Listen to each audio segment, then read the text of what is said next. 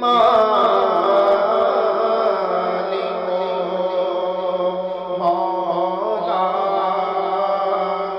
کہوں تجھے، باب خلیل کا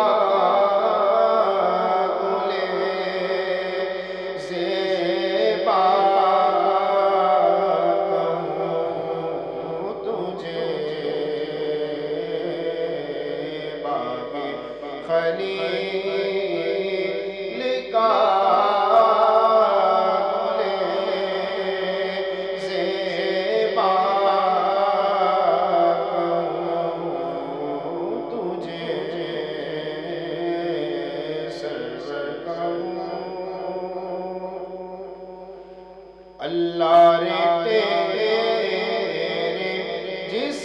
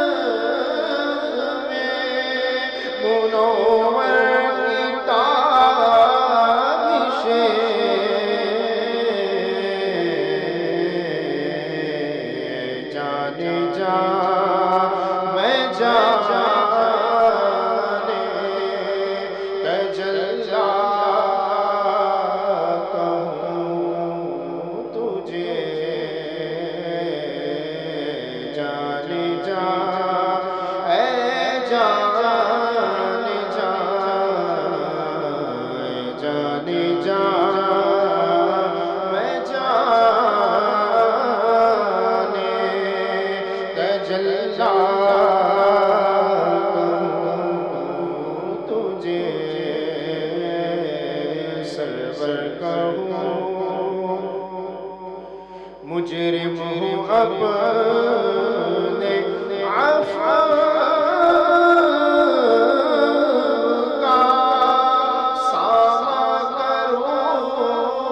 شفا، مجرم ہوں اپنے عفو کا سامنا کروں شفا،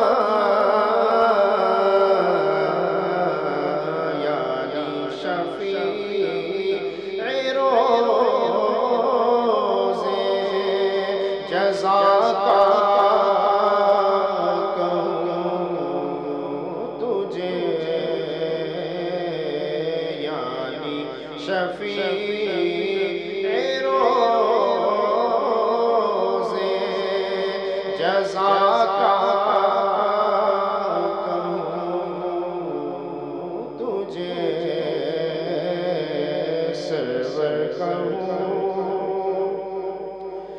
تیرے تو وصف عیب تنہائی سے ہے بری، تیرے تو وصف عیب تنہائی سے ہے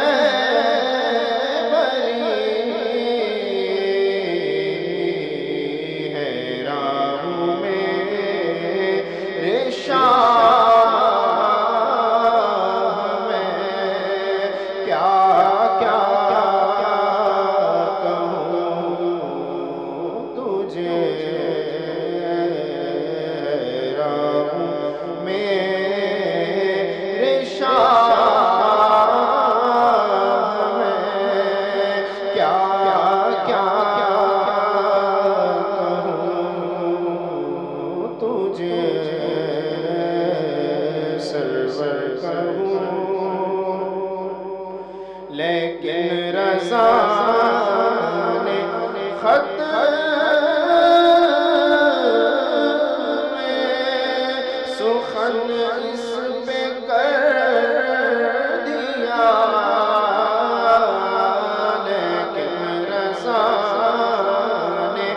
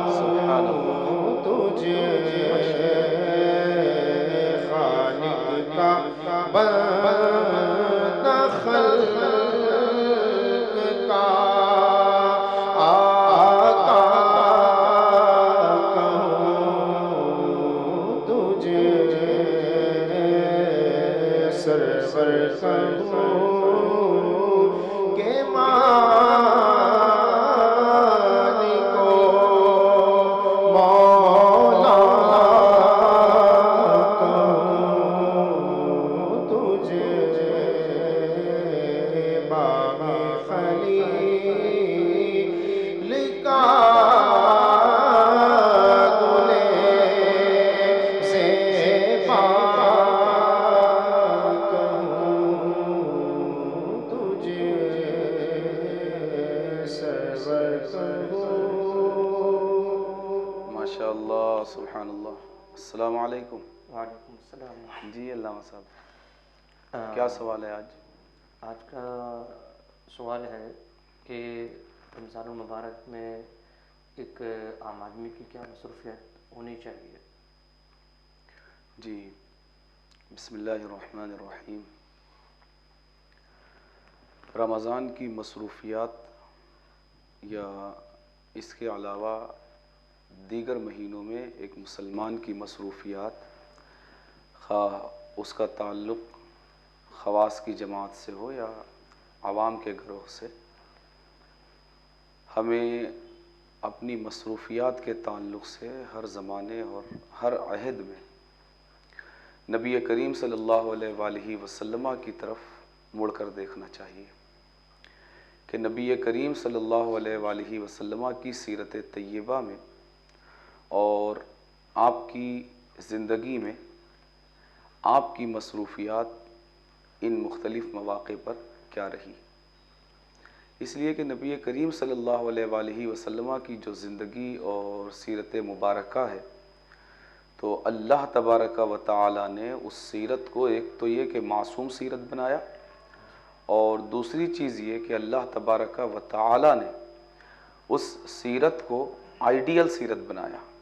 خود اللہ تبارک و تعالی نے قرآن کریم میں ارشاد فرمایا لَقَدْ كَانَ لَكُمْ فِي رَسُولِ اللَّهِ أُسْوَةٌ حَسَنَةٌ، کہ تمہارے لیے نبی کریم صلی اللہ علیہ وآلہ وسلم کی ذات میں، آپ کی سیرت طیبہ میں، آپ کی حیات مبارکہ میں یہ بہترین نمونہ عمل ہے، بہترین قدوہ ہے، اور آپ کی لائف سارے مسلمانوں کے لیے آئیڈیل لائف ہے. تو ہمیں اپنی زندگی کے خد و خال طے کرنے کے لیے سب سے پہلے نبی کریم صلی اللہ علیہ وآلہ وسلم کی طرف دیکھنا چاہیے. رمضان المبارک کے تعلق سے آپ نے کہا کہ ہماری مصروفیت کیا ہونی چاہیے، تو اس حوالے سے بھی ہمیں نبی کریم صلی اللہ علیہ وآلہ وسلم کی رمضانی زندگی کہ ماہ رمضان المبارک میں آپ کی زندگی کا انداز اور آپ کی زندگی کا کیا اسٹائل تھا، ظاہر ہے وہی ہمارے لیے قابل عمل اور آئیڈیل طریقہ ہوگا کہ جس طریقے کے مطابق ہم اپنی مصروفیات ماہ رمضان المبارک میں طے کریں. نبی کریم صلی اللہ علیہ وآلہ وسلم کی عادات کریمہ اور معمولات سے متعلق ماہ رمضان المبارک سے ریلیٹڈ جو چیز ہمیں ملتی ہے وہ یہ کہ نبی کریم صلی اللہ علیہ وآلہ وسلم اس ماہ مبارک میں تھے، اس لیے کہ آپ کو پتہ ہے کہ ماہ رمضان المبارک یہ جس طرح روزوں کا مہینہ ہے، ماہ سیام ہے، اسی طرح ماہ قرآن بھی ہے کہ اللہ تبارک و تعالی نے جہاں ماہ رمضان المبارک میں روزوں کی فرضیت کا اعلان کیا، وہیں جب ماہ رمضان المبارک کا تعارف کروایا اور یہ بیان فرمایا کہ ماہ رمضان کیا ہے، تو اللہ تبارک و تعالی نے ماہ رمضان کا تعارف نزول قرآن کے ذریعے کروایا کہ اس ماہ مبارک میں ہم نے قرآن نازل کیا. ارشاد فرمایا شہر رمضان الذی انزل فیہ القرآن، کہ رمضان وہ مہینہ ہے جس میں قرآن نازل کیا گیا. تو نبی کریم صلی اللہ علیہ وآلہ وسلم اس ماہ مبارک میں قرآن کریم کی تلاوت کی کثرت فرمایا کرتے. اور اسی طرح دوسری جو اہم بات نبی کریم صلی اللہ علیہ وآلہ وسلم کی زندگی میں ماہ رمضان المبارک کے حوالے سے بڑے واضح طور پر ہمیں نظر آتی ہے، وہ یہ کہ نبی کریم صلی اللہ علیہ وآلہ وسلم کی زندگی کا عام معمول سخاوت کا معمول تھا اور جود و عطا کا معمول تھا، لیکن اس ماہ مبارک میں نبی کریم صلی اللہ علیہ وآلہ وسلم کی عطا، آپ کی سخاوت اور آپ کا جود یہ اپنی انتہا اور اپنے کمال کو پہنچا ہوا ہوتا کہ اس درجے کی عطا اور اس درجے کا جود اور اس طرح کی سخاوت اس مقام پر ہوتی کہ دوسرے مہینوں میں وہ دیکھنے کو نہیں ملتی. تو ظاہر ہے کہ ہمیں بھی نبی کریم صلی اللہ علیہ وآلہ وسلم کے اتباع میں، آپ کی تبعیت میں، آپ کے نقوش قدم پر چلتے ہوئے اس امت کے افراد کو بھی اسی روش پر زندگی گزارنی چاہیے. اور یہ دو معمول خاص کر جو نبی کریم صلی اللہ علیہ وآلہ وسلم کی زندگی میں ہمیں ملتے ہیں کہ ایک تو قرآن کریم کی تلاوت کی کثرت اور دوسرے سخاوت کی کثرت، کہ ہم اپنے آس پاس پڑوس اور خود اپنے اہل خانہ اور دیگر جو ہمارے اہل تعلق اور متعلقین ہیں ان کے تعلق سے بھی ہمارا خیر خواہی کا جذبہ اس ماہ مبارک میں بڑھ جانا چاہیے. اس لیے کہ نبی کریم صلی اللہ علیہ وآلہ وسلم کے یہ معمول کا حصہ ہے، اور نبی کریم صلی اللہ علیہ وآلہ وسلم کی زندگی اور حیات مبارکہ یہ ہمارے لیے رہنما سیرت اور رہنما حیات مبارکہ ہے. جی. کہ ہمارے نوجوان جب روزہ رکھتے ہیں تو جب بھوک اور پیاس کی جب شدت رہتی ہے تو ہلکا سا اگر کسی سے کوئی غلطی ہوتی ہے تو ایسا لگتا ہے وہ بھوکے شیر کی طرح کوئی اس طرح کی وہ اس کے اخلاق بالکل بدل جایا کرتے ہیں. تو انہیں اس حالت میں جو ہے نا کیا کرنا چاہیے، ان کے لیے کیا میسیج ہے؟ جی بہت اچھا سوال ہے. اس سے عام طور سے ہر مسلمان تقریباً اس کیفیت سے گزرتا ہے، تو اس کو ہمارے عام روٹین وائز لائف میں اس کو کہا جاتا ہے روزہ لگ گیا. ہاں جی. تو مسئلہ یہ ہے کہ جب ہم روزوں کی روح کے بارے میں گفتگو کرتے ہیں تو اللہ تبارک و تعالیٰ نے روزہ داروں کو ایک ٹاسک دیا ہے. یہ روزہ بلا مقصد نہیں ہے، اس کی ایک غایت ہے. اللہ تبارک و تعالیٰ نے ایک ٹاسک دیا ہے جو روزوں کے نتیجے میں یہ چیز تمہیں حاصل ہونی چاہیے کہ روزہ رکھنے کے بعد تمہارے اندر تقوی کی کیفیت پیدا ہونی چاہیے. اور ظاہر ہے کہ تقوی کا ایک معنی اللہ تبارک و تعالیٰ کے خوف کا احساس بھی ہے. تو اگر آپ کے اندر جذباتیت، بیجا جذباتیت موجود ہے، غصے کی کیفیت موجود ہے اور دوسروں کو خوف زدہ کرنے کی کیفیت موجود ہے، تو اس کا مطلب یہ ہے کہ ابھی تک آپ کے اندر رب کا خوف نہیں آیا. اور پھر غصہ تو یوں ہی عام دنوں میں نبی کریم صلی اللہ علیہ وآلہ وسلم نے ارشاد فرمایا لیس الشدید بالسرعہ انما الشدید الذی یملک نفسہ عند الغضب، کہ طاقتور وہ نہیں ہے، زور آور وہ نہیں ہے جو کشتی میں جیت جائے، بلکہ طاقتور وہ ہے جو غصے کے وقت اپنے آپ پر قابو رکھے. تو اگر ہم روزوں کی روح کے ساتھ اگر ہم روزے کو برتتے ہیں اور روزہ اگر رکھتے ہیں تو کبھی بھی یہ کیفیت ہمارے اندر پیدا نہیں ہوگی. اس لیے کہ روزے کی روح کا جب ہم لحاظ کریں گے تو ہر وقت ہماری توجہ اپنے رب کی طرف ہوگی. ہمارے رب کی طرف جب ہم متوجہ رہیں گے تو رب کا خوف یہ ہمارے دل میں جاگزی ہوگا، اور ہم اس پوزیشن میں نہیں ہوں گے کہ ہم دوسروں کو اپنا غصہ بتائیں، بلکہ ہم روزے کی حالت میں مزید صبر سے آراستہ ہوں گے اور یہ روزہ رکھنے کی کیفیت ہمارے اندر موجود نہیں ہوگی. یہ کیفیت اسی لیے پیدا ہو رہی ہے کہ ہم روزے کی روح کو چھوڑ کر کہیں نہ کہیں ہم روزے کو برت رہے ہیں. تو ہمیں چاہیے کہ اگر روزہ لگنے کی بیماری سے اگر بچنا ہے تو روزے کی روح کے ساتھ ہمیں روزے کو برتنا ہوگا اور روزہ رکھنا ہوگا. جب روزے کی روح کے ساتھ ہم روزہ رکھیں گے تو انشاءاللہ یہ کیفیت پیدا نہیں. رمضان المبارک میں عورتوں کا جو معمول ہے تو اس کے حوالے سے بھی آپ ارشاد فرمائیں کہ ان کے معمولات میں کوئی چینجنگ آنی چاہیے، یا پھر جو آج کل ہمارا جو کلچر ہے جو خالی بس کچن میں اپنا سارا وقت صرف کر دینا، تو ان کے حوالے سے بھی آپ کچھ ارشاد فرمائیں. جی بہت اچھا اور اہم سوال ہے، اور اس سوال سے متعلق میں دو پہلوؤں پر روشنی ڈالنے کی کوشش کروں گا. سب سے پہلی چیز تو یہ ہے کہ ظاہر ہے کہ رمضان المبارک میں وہ مختلف طرح کے اور مختلف انواع و اقسام کے کھانے دسترخوان پر سجانے کا یہ رواج ہے. ظاہر ہے کھانے یہ اس امت کے لیے آسمان سے نہیں اترتے، بلکہ اس امت کو اگر کھانے کی انواع اگر بڑھانی ہے، مختلف قسم کے کھانے اگر دسترخوان پر چاہیے تو وہ کچن سے ہی بن کر آئیں گے. اور جب کچن سے بن کر آئیں گے تو ظاہر ہے کہ عورتوں کا وقت وہاں پر صرف ہوگا. ابھی روزوں کی روح کے تعلق سے ہم نے گفتگو کی تو اگر اس موقع پر بھی روزوں کی روح کے تعلق سے اگر ہم تھوڑا سا باشعور ہو جائیں جی کہ روزے اور روزے کی روح کا کوئی تعلق دسترخوان کی وسعت سے نہیں ہے، بلکہ آپ کو پتہ ہے کہ یہ ماہ مبارک ہم دسترخوان جتنا بھی سجا لیں یہ کل ملا کر جسم کی خوراک ہے۔ اب رمضان المبارک میں اگر ہم جسم کو توانا کرنا چاہتے ہیں یا روح کو، رب کا مطلوب کیا ہے؟ تو ہم دیکھیں گے کہ رب کا مطلوب جو رمضان اور جو روزہ ہے وہ یہ ہے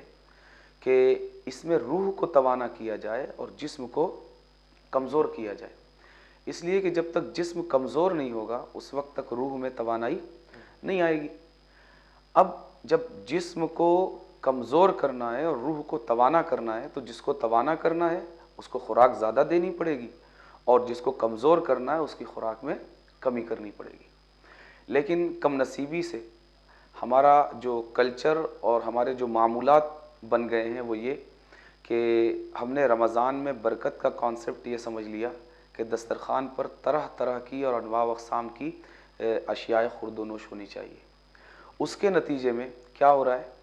کہ بدن باقی دیگر ایام کی بنسبت اور زیادہ طاقتور اور توانا ہو رہا ہے، اور ظاہر ہے کہ جس قدر بدن طاقتور اور توانا ہوگا روح جو ہے وہ اتنی کمزور ہوگی، جس کا انجام یہ ہو رہا ہے کہ اللہ تبارک و تعالیٰ نے جو ٹاسک ہمیں دیا ہے تقویٰ کے حصول کا وہ ہمیں حاصل نہیں ہو رہا ہے، اور وہ چیز خود رمضان میں بھی نظر آتی ہے اور پھر رمضان کے بعد باقی کے 11 مہینوں میں ہمیں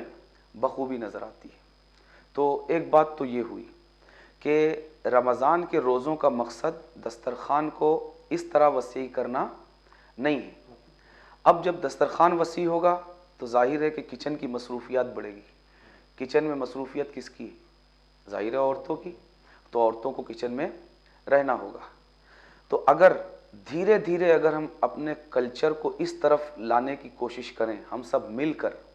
کہ ہم اپنے دسترخوان پر اتنی خوراک کا انتظام رکھیں کہ جس سے روزہ رکھنے کی طاقت اور قوت اور دن میں جو ہماری دیگر ضروری مصروفیات ہیں ہم ان کے لیے توانائی حاصل کر سکیں، ان کے لیے انرجی حاصل کر سکیں، اور باقی اوقات جو ہے وہ ہم کس میں گزاریں؟ اللہ تبارک و تعالیٰ کی عبادات میں گزاریں۔ عام ایام میں جو کھانے کا روٹین نبی کریم صلی اللہ علیہ وآلہ وسلم نے دیا ہے، آپ اس سے اندازہ لگائیے کہ رمضان میں کیا روٹین ہونی چاہیے۔ نبی کریم صلی اللہ علیہ وآلہ وسلم نے رمضان کے علاوہ عام دنوں میں بھی کھانے کا جو روٹین ایک مسلمان کے لیے مقرر کر کے اور مرتب کر کے دیا ہے وہ یہ ہے کہ آپ جب کھانے کے لیے بیٹھیں تو اپنے پیٹ کا 3 حصہ کر لیں، ایک حصہ خوراک کے لیے، ایک حصہ پانی کے لیے اور ایک حصہ کھانے کے لیے۔ اب جب عام دنوں میں ایک مسلمان کی روٹین یہ ہونی چاہیے تو جس ماہ مبارک میں موضوع ہی روح ہے، موضوع ہی روح کو توانا کرنا ہے، بات ہی روح کو طاقتور کرنے کی، وہاں کس قدر ہمیں جسم کی خوراک میں کمی کرنے کی ضرورت ہوگی۔ اگر واقعی روزوں کا جو مقصد ہے اور اللہ تبارک و تعالیٰ نے جو ٹاسک مسلمانوں کو دیا ہے وہ اگر حاصل کرنا ہے تو اس کے لیے ہمیں یہ کرنا ہوگا۔ یہ ایک پہلو ہوا۔ دوسرا پہلو یہ ہے کہ اگر عورتیں کچن میں وقت گزارتی ہیں تو اگر ان کی نیت اچھی ہے، اگر انہوں نے نیکی کے حصول کی نیت کی ہے کہ میں اس کے ذریعے ہم ان کے ذریعے کچن کی مصروفیات کے ذریعے مختلف انواع و اقسام کے کھانے تیار کر کے ہم روزہ داروں کی خدمت کرنا چاہتے ہیں، اپنے شوہر کو خوش کرنا چاہتے ہیں اور اپنے بچوں کو خوش کرنا چاہتے ہیں، اپنے دیگر اقربا اور رشتہ دار جو اہل خانہ گھر کے ممبرس ہیں ہم ان کے دل میں سرور داخل کرنا چاہتے ہیں کہ وہ جب دسترخوان پر بیٹھیں تو انہیں خوشی حاصل ہو۔ تو اگر ان کی یہ نیت ہے کہ ہم کچن کی مصروفیت کے ذریعے روزہ داروں کی خدمت کرنا چاہتی ہیں تو میں سمجھتا ہوں کہ کچن میں ان کی یہ مصروفیت بھی اللہ کے یہاں رائے گاہ اور ضائع نہیں ہوگی، بلکہ اللہ تبارک و تعالیٰ اس کا بھی انہیں اجر دے گا، جبکہ کچن کی مصروفیات سے فرائض اور واجبات کی ادائیگی میں خلل واقع نہ ہو۔ اگر فرائض اور واجبات کی ادائیگی میں خلل واقع ہوتا ہے تب تو عام اوقات میں بھی کچن کی ایسی مصروفیات کی اجازت نہیں دی جا سکتی، چاہے جائے کہ ماہ رمضان المبارک میں اس کی اجازت دی جائے۔ جی ابھی ایک چیز چل رہی ہے کہ بہت سے لوگ جو ہے तरावी में जब रमज़ान मुबारक आता है तो 10 दिन में कलाम मजीद ख़त्म कर लिया, उसके बाद में लगता है कि तरावी की छुट्टी हो जाती है। तो इस तरह का जो सोचना है और इस तरह का जो बिहेवियर करते हैं लोग तरावी के साथ, इबादत के साथ, वो कहाँ तक दुरुस्त है? जी, माह रमज़ानुल मुबारक में तरावीह जो है वो एक मुस्तकिल इबादत है, और तरावीह में एक कुरान करीम का सुनना ये एक मुस्तकिल मुस्तहब अमल है। यानी जब तक कुरान करीम सुन रहे हैं तभी तक तरावीह है, ऐसा नहीं है, बल्कि तरावीह ये पूरे रमज़ान भर की इबादत है। हाँ, ये हो सकता है कि आप 30 दिन में कुरान करीम सुनने के बजाय आप 25 दिन में सुन लें, आप 20 दिन में सुन लें, आप 15 दिन में सुन लें, आप 10 दिन में सुन लें, बल्कि मैं समझता हूँ कि मौजूदा हालात में जहाँ मुसलमानों की मसरूफियात बहुत बढ़ चुकी है और इबादत की तरफ से रग़बत ये कम हो चुकी है, तो इन हालात में मैं समझता हूँ कि इन चीज़ों की हौसला अफजाई होनी चाहिए और इस तरह के एहतमामात और इंतज़ामात होने चाहिए कि 10 दिन में ख़त्म कुरान का एहतमाम किया जाए। लेकिन ये ख़त्म कुरान होगा, ख़त्म तरावीह नहीं होगा, बल्कि कुरान करीम के ख़त्म होने के बाद भी तरावीह का तसलसल रहेगा और तरावीह पूरे रमज़ान भर जारी रहेगी। अगर कोई मुसलमान ये समझता है कि उसने 10 दिन में या 20 दिन में या 25 दिन में कुरान करीम उसने सुन लिया है तो अब उसके बाद उसको तरावीह से भी आज़ादी हो गई, तो ये उसे गलत फहमी हुई है। बल्कि कुरान करीम ख़त्म होने के बाद भी अगर रमज़ान बाकी है तो तरावीह बाकी है। अलबत्ता इस चीज़ की तरफ ज़रा तवज्जो करने की ज़रूरत है कि 10 दिन में कुरान करीम का जो ख़त्म होता है तो ज़ाहिर है कि जिस तरह 30 दिन में ख़त्म कुरान करने के हवाले से ये जहन में रखना ज़रूरी है कि कुरान करीम उसी तरह पढ़ा जाए जिस तरह अल्लाह और रसूल ने उसको पढ़ने का हुक्म दिया है। तो जिस तरह 30 दिन के ख़त्म कुरान में ये जहन में रखने की ज़रूरत है, उसी तरह 10 दिन के ख़त्म कुरान में भी ये चीज़ जहन में रखने की ज़रूरत है। यानी ऐसा नहीं है कि सिर्फ इस चीज़ के बारे में 10 दिन के ख़त्म कुरान पर तो ज़ोर दिया जाए, लेकिन 30 दिन के ख़त्म कुरान में ज़ोर ना दिया जाए, बल्कि जितना ज़ोर तरतील कुरान में, तिलावत कुरान की तरतील में जितना ज़ोर 30 दिन के ख़त्म कुरान में इस हवाले से होना चाहिए, उतना ही ज़ोर 10 दिन के ख़त्म कुरान में भी होना चाहिए। जैसे जो है आजकल हर आदमी जो बिज़नेस से जुड़ा हुआ होता है वो अपने कारोबार में बहुत ज़्यादा मसरूफ़ हो जाता है जी रमज़ान में, और चूँकि ये सीज़न रहता है, जाहिर सी बात है, और हर एक मौके इंतज़ार करते हैं, तो उनके लिए आप क्या ऑप्शन होता है कि वो अल्लाह की इबादत में ज़्यादा से ज़्यादा वक्त सर्व करें और उनके वो लम्हात जो अपने बिज़नेस में गुजार रहे हैं वो लम्हात भी ज़ाय ना होकर अल्लाह की इबादत में शामिल हो जाए? माशाअल्लाह, बहुत खूबसूरत। माह रमज़ानुल मुबारक ख़ासकर हमारी ताजिर बिरादरी के लिए, हमारे बिज़नेसमैन के लिए ये बहुत ही अहम मौका और बहुत ही अहम चांस है कि वो अपनी दुकानदारी करते हुए, अपनी तिजारत में मसरूफ़ियत के साथ, बिज़नेस में मशगूलियत रखते हुए अपनी दुकान में बैठकर वो अल्लाह तबारक व तआला का क़ुर्ब और इस नेमतों की, इस महीने की नेमतें और बरकतें वो हासिल कर सकते हैं। इस तरह कि वो अगर सिर्फ़ इतना कर लें कि माह रमज़ानुल मुबारक में चूँकि उनका सीज़न है तो दीगर महीनों की बनिस्बत वो रेट ना बढ़ाकर अशिया का, सिर्फ़ अगर ये कर लें इस नीयत से कि हम इस नीयत से अपने इस सीज़न में अशिया का रेट नहीं बढ़ाते, ख़ासकर अशियाए खुर्द व नोश का, खाने पीने की ज़रूरियात से मुताल्लिक़ जो चीज़ें हैं उन चीज़ों का अगर सिर्फ़ ये ख्याल करके वो रेट और कीमत ना बढ़ाएं कि हम इसके ज़रिए अपने मुसलमान भाइयों की और रोज़ादारों की खिदमत करना चाहते हैं, उनकी सहायता करना चाहते हैं, उन्हें आसानी देना चाहते हैं ताकि वो भी मज़दूरियों में अपनी मसरूफ़ियत कम करके कम कीमत पर खाने पीने की चीज़ें हमसे हासिल करके अल्लाह की बारगाह की तरफ पूरी तरह मुतवज्जे रह सकें। सिर्फ़ इस नीयत से वो अपने इस सीज़न को इस तरह कुर्बान करें कि उसकी कीमत कम ना करें तो बढ़ाएं भी ना, और नीयत ये रखें कि हमने अल्लाह की खातिर अपने रोज़ादार भाइयों की खिदमत का इरादा इसके ज़रिए किया है। तो मैं समझता हूँ कि वो अपनी दुकानदारी कर रहे होंगे, بظاہر بزنس میں مصروف ہوں گے، بظاہر ان کی مشغولیت ان کی تجارت میں ہوگی، لیکن یہ اپنی تجارت کرتے ہوئے بھی یعنی یہ عبادت میں ان کی مصروفیت اللہ تبارک و تعالیٰ کے یہاں شمار ہوگی۔ تو اس طرح وہ اپنی دکانداری کرتے ہوئے بڑی ہی آسانی کے ساتھ رمضان گزار سکتے ہیں اور اللہ تبارک و تعالیٰ کی بارگاہ میں مقبول رمضان گزار سکتے ہیں۔ نوجوان جو ہے ہمارا جب فری ہو جاتا ہے، اور کیونکہ رمضان المبارک میں لوگ آدھی مصروفیت کر دیتے ہیں، یا وقت جو ہے انہیں بہت زیادہ مل جاتا ہے، اور تو دوستوں کے ملنے جلنے میں اور تضیع اوقات میں اپنا وقت زیادہ صرف کر دیتا ہے، تو ان کے لیے آپ کیا ارشاد فرماتے ہیں کہ انہیں اپنا وقت کس طرح گزارنا ہے؟ جی، میں یہ سمجھتا ہوں کہ رمضان المبارک میں ایک مسلمان کے لیے فری ہونے کا کانسیپٹ ہی موجود نہیں ہے، جی جی بالکل ارشاد۔ کہ ایک مسلمان ماہ رمضان میں اور مسلمان فری رہے۔ اگر ایک مسلمان کو یہ احساس ہے کہ اس کے کریم آقا کی کرم نوازیاں کس کمال کو پہنچی ہوئی اور وہ کس طرح اس کی رحمتیں، اس کی عطائیں، اس کی بخششیں، اس کی مغفرتیں، اس کا عفو، اس کا کرم کس طرح کس کثرت کے ساتھ مسلمانوں کی طرف اور روزے داروں کی طرف متوجہ ہے، اگر یہ احساس ایک مسلمان کو ہو جائے تو پھر میں سمجھتا ہوں کہ جس معنی میں ہم فری کہہ رہے ہیں، کوئی بھی روزہ دار اپنے آپ کو فری رکھنے کی جسارت اور جرأت نہیں کرے گا کہ رب کی رحمتیں اس کی طرف متوجہ ہوں اور وہ کسی اور کی طرف متوجہ ہو۔ تو اگر پھر بات گھوم پھر کر وہیں آ جاتی ہے کہ یہ سارے مسائل ہمارے ساتھ اس لیے لگے ہوئے ہیں کہ ہم بے جان روزہ رکھ رہے ہیں، رمضان کی روح کو اور رمضان کو ہم نے جدا جدا کر دیا ہے۔ رمضان کی روح اگر ہمارے ذہن میں زندہ رہے گی تو کبھی بھی روزہ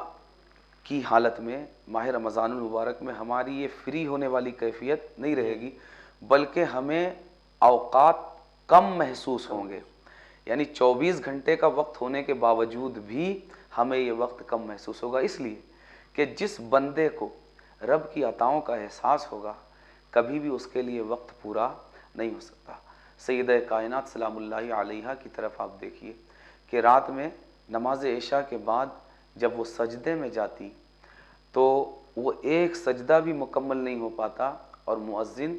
فجر کی اذان بلند کر دیتا۔ آپ فرماتی کہ ابھی تو فاطمہ کا ایک سجدہ بھی مکمل نہیں ہوا اور رات گزر گئی۔ یہ وہ لوگ تھے جن کی نظر اللہ تبارک و تعالیٰ کی عطاؤں کی طرف تھی اور اس کی بخششوں کی طرف، اس کی مغفرتوں کی طرف، اس کی رحمتوں اور اس کی عطاؤں کی طرف تھی، کہ پوری پوری رات ایک سجدے میں گزر جاتی اور انہیں ایک سجدہ بھی اطمینان کے ساتھ پورا یہ نہیں کر پاتے۔ اگر اس سے اگر ہم کچھ سبق حاصل کر سکیں، اگر عام دنوں میں ہمارے اندر یہ کیفیت یکسوئی کی اور جذبہ عبادت اگر عام دنوں میں ہم پیدا نہیں کر سکتے تو کم از کم رمضان المبارک میں ضرور کرنا چاہیے، جہاں اللہ تبارک و تعالیٰ نے ہمارے لیے ایک فرض کا ثواب 70 گناہوں کے برابر کر دیا، 70 فرضوں کے ثواب کے برابر کر دیا اور نفل کا ثواب فرض کے برابر کر دیا۔ اگر روح رمضان ہمارے شعور میں زندہ ہے تو کبھی بھی ہمارے اندر، ہمارے کلچر میں، ہمارے معاشرے میں روزہ داروں کے درمیان فری ہونے کا کانسیپٹ یہ اپنا وجود نہیں بنا سکتا، بلکہ 24 گھنٹہ ہونے کے باوجود بھی ہمیں وقت کم میسر آئے گا، اس لیے کہ اس کی عطائیں لا متناہی اور بے انتہا ہے اور ہمارا دامن تنگ ہے۔ ہم اگر 24 گھنٹے بھی اس کی نعمتوں کو سمیٹتے رہیں، اس کی رحمتوں کو اپنے دامن میں بھرتے رہیں، 24 گھنٹے بھی اگر ہم اس کی طرف توجہ دے کر بیٹھے رہیں تو یقیناً ہمارا دامن تنگ پڑ جائے گا، مگر اس کی عطاؤں میں کمی نہیں آئے گی۔ تو ہمارے نوجوانوں کو چاہیے کہ خاص کر اس ماہ مبارک میں خدا کے لیے وہ دیگر ایام میں بھی اپنی ذمہ داری کو سمجھیں کہ آقا صلی اللہ علیہ وآلہ وسلم کا نوجوان امتی ہونے کے حوالے سے خاص کر نبی کریم صلی اللہ علیہ وآلہ وسلم کے دین کی کتنی اہم اور عظیم اور حساس ذمہ داری ان کے کاندھوں پر ہے، کہ وہ کس طرح اتنی عظیم ذمہ داریاں اپنے کاندھوں پر ہونے کے باوجود اتنا فری وقت پاتے ہیں کہ دوست اور احباب میں بیٹھ کر وہ گپ شپ میں اپنا وقت گزارتے ہیں، اور خاص کر ماہ رمضان المبارک میں جہاں رب کی رحمتوں کی موسلا دھار بارش ہو رہی ہے، اس کے کرم کی بارشیں ہو رہی ہیں، اس کی عطاؤں کی بارشیں ہو رہی ہیں۔ اس موقع پر یہ بڑی جرأت اور جسارت کی بات ہے کہ ہمارا آقا، ہمارا مولا، ہمارا خالق اور ہمارا مالک یہ دینے پر راضی ہے اور ہم لینے کے لیے راضی نہیں ہے۔ ہم کہتے ہیں مولا ابھی ہمارے پاس تیرے لیے وقت نہیں ہے، ابھی ہمارا دوستوں کا وقت ہے، ابھی ہمارا یاروں کا وقت ہے، ابھی تو ہمارا گپ شپ کا وقت ہے۔ نہیں، اگر ہم اللہ پر ایمان رکھتے ہیں اور اگر ہمارا یہ ایمان ہے کہ ہمارا رب سمیع و بصیر ہے، ہر لحظہ، ہر آن، ہر مقام پر وہ ہماری حرکتوں کو، ہماری چال کو، ہماری ڈھال کو دیکھ رہا ہے، سن رہا ہے، تو پھر ہمارا یہ ایمان بھی ہونا چاہیے کہ وہ رمضان میں ہم کس طرح اوقات کو ضائع کر رہے ہیں اور کس طرح اس کی رحمتوں کو پیٹ دے کر اپنا گپ شپ میں وقت ضائع کر رہے ہیں۔ اور اگر یہ احساس ہمیں پیدا ہو گیا تو یقیناً پھر رمضان کا جو ٹاسک اللہ تبارک و تعالیٰ نے ہمیں دیا ہے لعلکم تتقون، وہ ہمیں ضرور حاصل ہوگا اور ہمیں تقوی کی دولت میسر آئے گی۔ اس لیے ضروری ہے کہ ہم اس موقع کو غنیمت جانیں اور اپنے دوست بھائیوں میں وقت ضائع کرنے کے بجائے ہم اپنے رب سے دوستی لگائیں، اپنے رب سے تعلق پیدا کریں، اپنے رب سے اپنا رشتہ بندگی جو ہے اس کو مضبوط کریں،